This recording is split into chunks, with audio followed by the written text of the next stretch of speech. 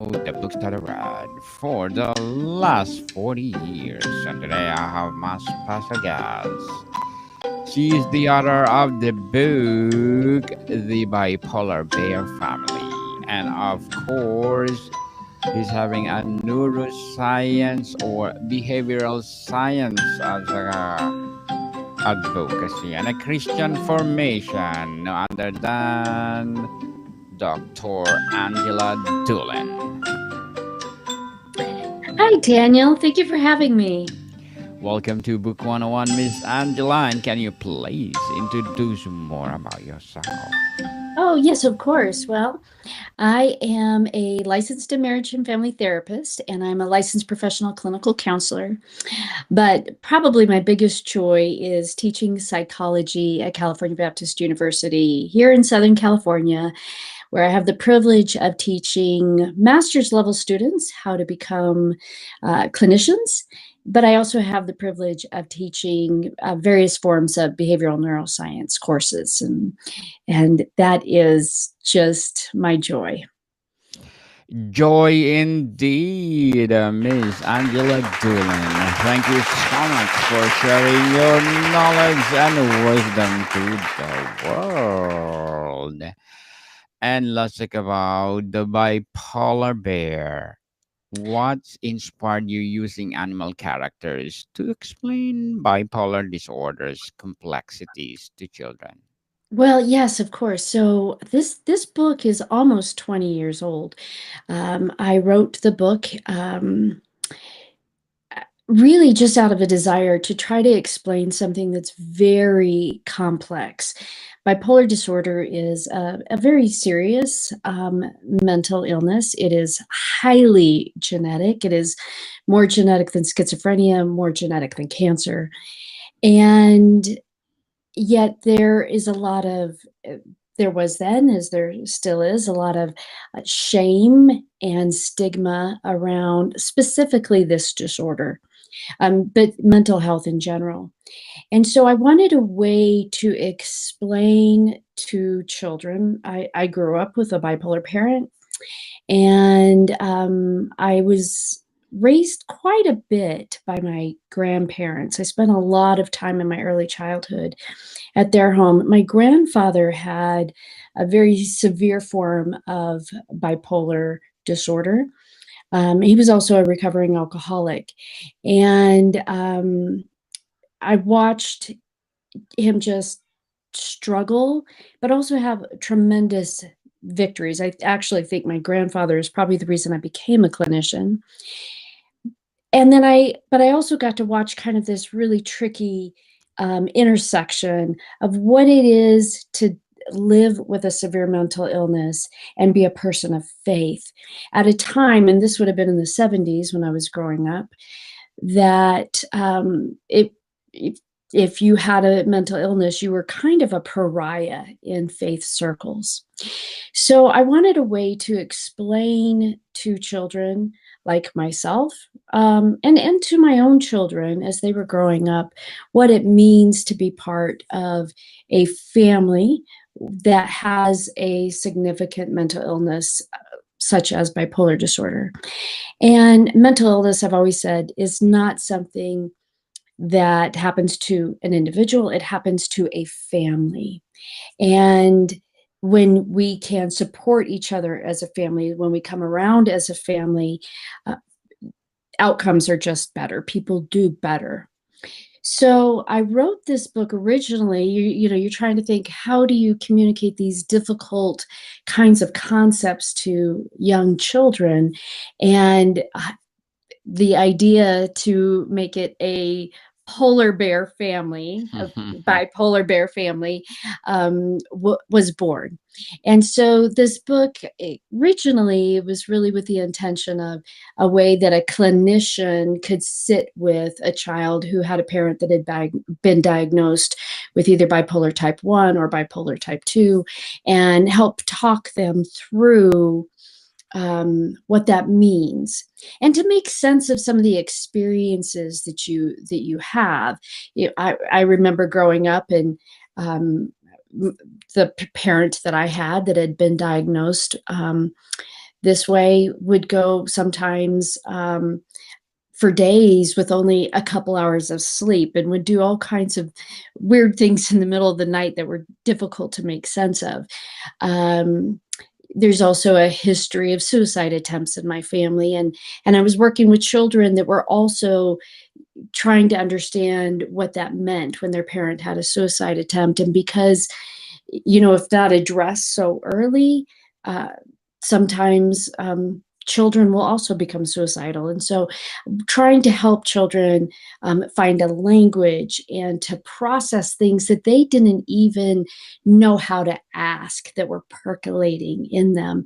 And I believe for children, their language is first play, and after play it's storytelling. And so it was really a way to help children, including my own, be able to process what it is to be part of a bipolar bear family. Dr. Angela, beautifully articulated. Totally empowering answer. What was missing in the existing resources that motivate you to create this book? Yeah, Daniel, as a clinician, I was working mostly with children then, and I had great resources if their parents were divorcing, and great resources, books and games and toys if somebody had died, and great resources if they had a parent who had cancer or those kinds of things. But there was not a resource to help children really understand, what does it mean when your parent is up at all hours of the night cleaning house? Or what does it mean when they get angry over something that you kind of can't understand? And the questions that children have about these kind of illnesses, like, is it contagious? Am I going to catch it? Well, if it's genetic, am I going to get it? Is it my fault when mommy or daddy gets angry or becomes manic or becomes depressed or can't get out of bed? What does that mean? And so there wasn't a resource, so I created one. How did you translate clinical terms like mania or mixed exposure into a concept a child can grasp? Yes, that was very, very tricky. There were two tricky things to writing this book, Daniel. One is that you're trying to capture the experiences that children with a parent that have a severe mental illness tend to experience, like, for example, disruptions in anger and mood regulation, without doing it in a way that actually is traumatizing for them, right? So I had to be kind of thoughtful and careful and think through that aspect of it.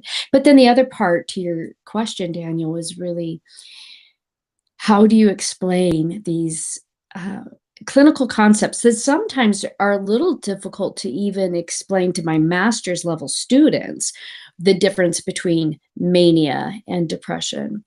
And so I had to strip it of until the very end of the book where you get to the Q&A. I had to strip it a lot of that language.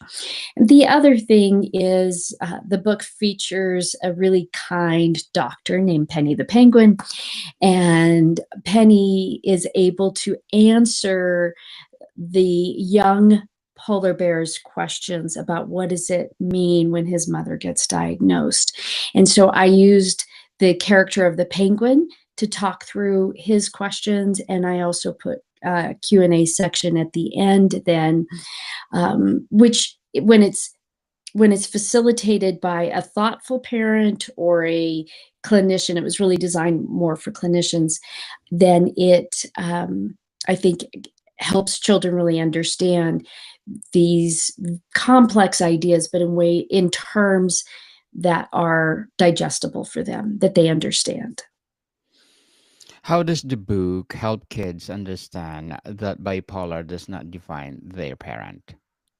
Such a good question. And I think that's one thing that if I could go back 20 years, I might even emphasize a little more. It's something that I spend a lot of time teaching my students. I ask them, please don't refer to that person as schizophrenic or as bipolar. When you do that, you're making that illness define them. We don't tell somebody they're cancer. We say they have cancer, or they're not Parkinson's, they have Parkinson's. And that is just it's an illness that they face, that they have to manage, that is in many instances going to deepen their faith or strengthen their character development, but it's not who they are, any more than, me being a brunette is who I am. It's just something I have. Very well said, Dr. Angela. Beautifully articulated. What's your approach to addressing a child's fear of abandonment during a parent's depressive episode? Daniel, that's tricky too. That is, that really depends, because sometimes the abandonment is real, and sometimes it just feels like abandonment because the child is trying to make a bid for connection, but mom or dad is too depressed to maintain a conversation. So, abandonment's this really big, complex thing that's kind of hard to rate or even define, because it could be, on one end, the child who just wants a connection, and it could be, the parent who has decided to leave the home, doesn't want to take medication, is going to maybe engage in another problem that exacerbates, like, for example, substance abuse. And that's a whole other kind of abandonment, right? And then there's all the things that happen in between. So that's something that really has to be taken on a case by case basis. And the tricky thing with children, because they're so internal, because they tend to internalize so much. My adult son and I were, making jokes the other day about how, when we were kids, how we thought the world revolved around us. And one of the things I did, I don't know how old you are, Daniel, but when I was a kid in the 70s, Baskin Robbins ice cream had a big 31, on the sign, because they had Yes. 31 flavors. And I decided it was named after me because I was born on the 31st, right? So we have this huge, what we call an internal locus of control. And so when parents divorce, kids automatically think it's because of me. And that's just normal reaction. So when a parent is having a manic episode, and they engage, or a depressive episode, and they engage in a behavior, they punch a wall, or they engage in a self-harm, or those kinds of things, they think it's their fault. I had a family member who had a very serious suicide attempt when I was 7 years old, and I really believed it was because I was such a bad kid, and I carried that with me for a long time. So the tricky thing with that, Daniel, is helping children then separate out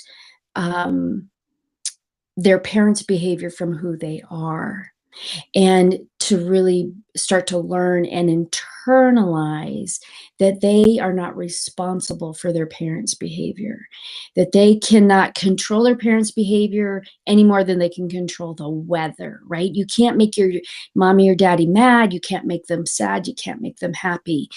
You can do your best to be a good kid, but at the end of the day, your parents' reactions and their behaviors and even their feelings are statements about them. They're not statements about you as, 7-year-old Johnny or Sally or what have you. So that takes time in therapy, and it takes practice, and it takes parents or caregivers at home that will help reinforce reinforce it. So one of the challenges sometimes is you might have a family member that will inadvertently reinforce it, like, oh, your mom wouldn't have been so stressed out and drank if you had been a better child. Well, that's just not how it works. It's just not how it works. As children, you just don't have that much power.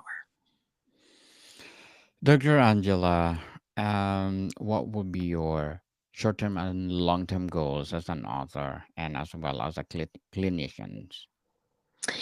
Well, I think I'm surprised a little bit by the longevity that the bipolar bear family has had and has enjoyed. Um, I'm grateful for it. As you know, Daniel, we were talking before the movie that it was actually even used in the 2021 film Come On, Come On, that stars Joaquin Phoenix, and it was just really impactful. I get, emails from people that say how it impacted them to see it on the big screen. I'm working on really thinking through and developing my thoughts on the intersection of neuroscience and Christian formation and what that looks like in our families and in communities. So, right now, I'm wrapping up a manuscript that I've been working on for about 3 years on what we would call the neurotheology of romantic love. And it's really that intersection of behavioral neuroscience and theology and how that translates into marriages. And in a postmodern world where, divorce rates are high and people are just not even getting married anymore. And then there's all the fallout from the breakdown in the family. Um, that's really kind of my immediate goal, is to really to finish that project. But I've started another project, and that is really the intersection of behavioral neuroscience in community. We live in such a broken time, Daniel, you know that. We have systemic issues like substance abuse and I in my community mental health class, we talk about the number of people that are incarcerated that have a diagnosed mental illness. It's about a third. And depending on where in the country you're looking, anywhere from a fourth to half of the incarcerated population, sometimes more, are there for a substance abuse related disorder. We have, we talked about the breakdown in the family. We have schisms and divides in this country that are now even dividing families. We don't talk enough about how, poverty affects the development of the brain, and then how that adult brain then later has this kind of reflexive nature back onto the society and the community that we live in. One of my favorite books is The God-Shaped Brain by Timothy Jennings, and one of the points he makes in there, he's a neuroscientist and a psychiatrist. And one of the points he makes in there is, if you're thinking about law and justice in kind of an angry, vengeful way, you're going to be an angry, vengeful person. If you're thinking about law and justice in ways that are geared towards love and mercy and forgiveness, you're going to be a loving, forgiving person. Well, that shapes our community, Daniel. That has this whole impact of how our society then is formed. And because we become who we think, how we think. So to answer your question, Daniel, my immediate goal as an author is to finish this book, to really help families and marriages and people who are just looking for love and looking to build or repair love that lasts a lifetime, using what I know about neuroscience and theology to help them do that.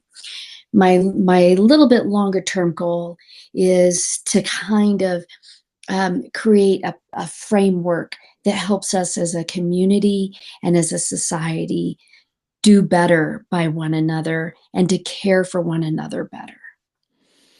Good luck to your goals, Dr. Angela, and looking forward for more and more success. And what would be your piece of advice for those people out there who want to be an author as well as a clinician?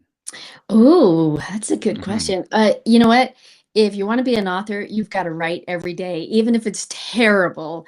Anne Lamott has a book on writing, and she says, I can't quote it verbatim because she uses a foul word, but she basically says, just write a crappy first draft because you just got to get it on paper and then you can fix it later, but you just got to do it. Don't put it off. Just write a little bit every day.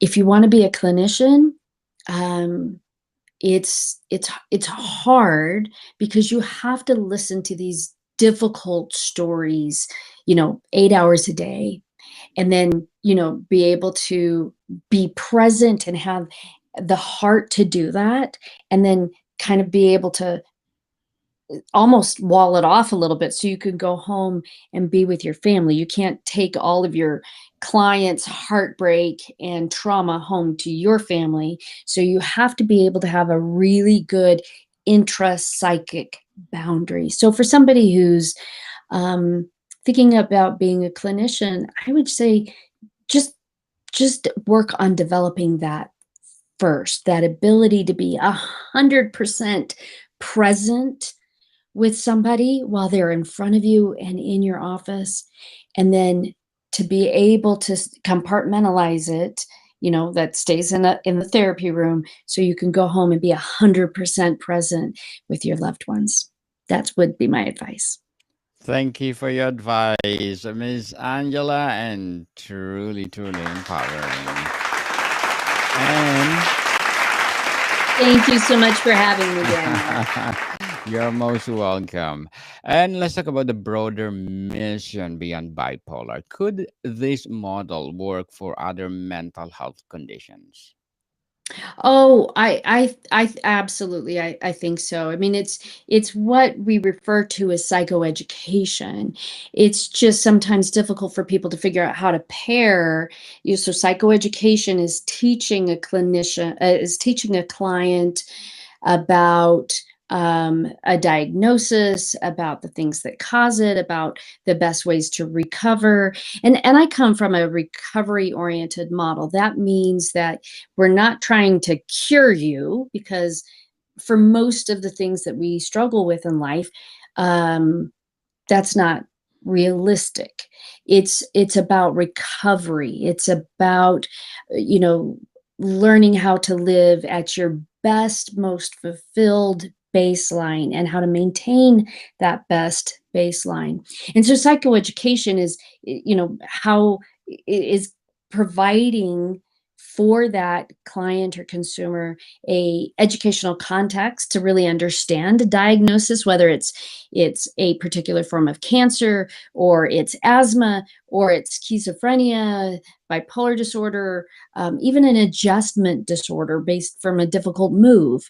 So it's about educating them and then giving them the tools in that education to be as successful in the recovery as possible.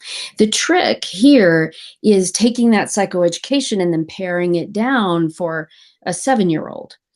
And but it's certainly doable.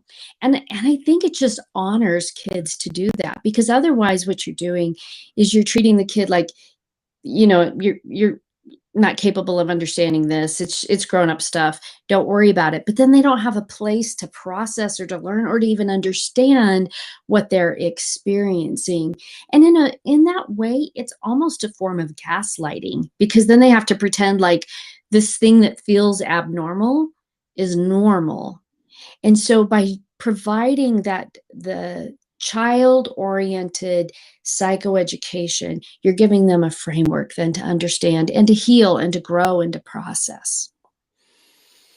Miss Angela, before we wrap up our discussion for today, I'm inviting you to please do listen to my other podcast, people. My other podcast, because my abstract essay is already in fifth season, abstract poetry in second season, and my book 101 review in fifth season too, comedy 101 in second season, and my food 101 in fifth season as well, geography 101 in its fourth season, and my baby podcast, law 101 and Mental Health 101, Love Letters in fourth season, as well as my movie 101 review and music 101, Science 101 and Sex 101 in its first season. Please listen to them wherever you listen your podcast.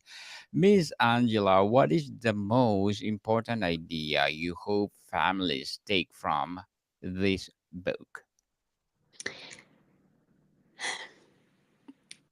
It's okay to be brave, to have the conversations that need to be had. Just be honest with one another.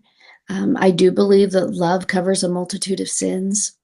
And if you can sit down and lovingly and kindly have these hard conversations that I wish could have been held in my family growing up, conversations that I saw my grandfather actually model. If you can do that, I think your family will most likely be okay. It's when we pretend that it's not there, when we lack the courage to have the conversations, when we treat kids like these are grown up problems and we'll discuss it when you're 30, that things start to unravel. So just be brave, have those loving, kind, honest conversations.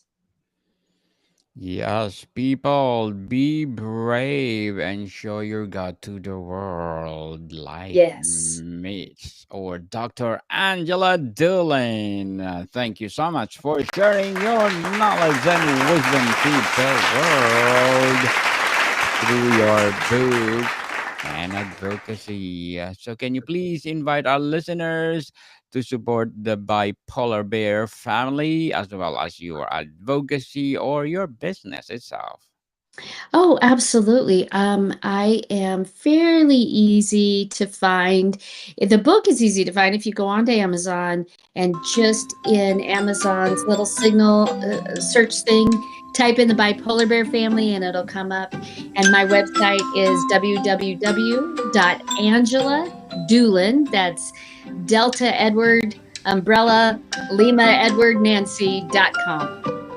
Yes, people, let's support Miss Angela Dolan or Dr. Angela Dolan because if you support her, more and more and more empowering books like this to come, more and more empowering advocacy to come. So, Miss Angela, thank you so much for your time. Thank you, Daniel. It was a pleasure. More to come, people. See you soon.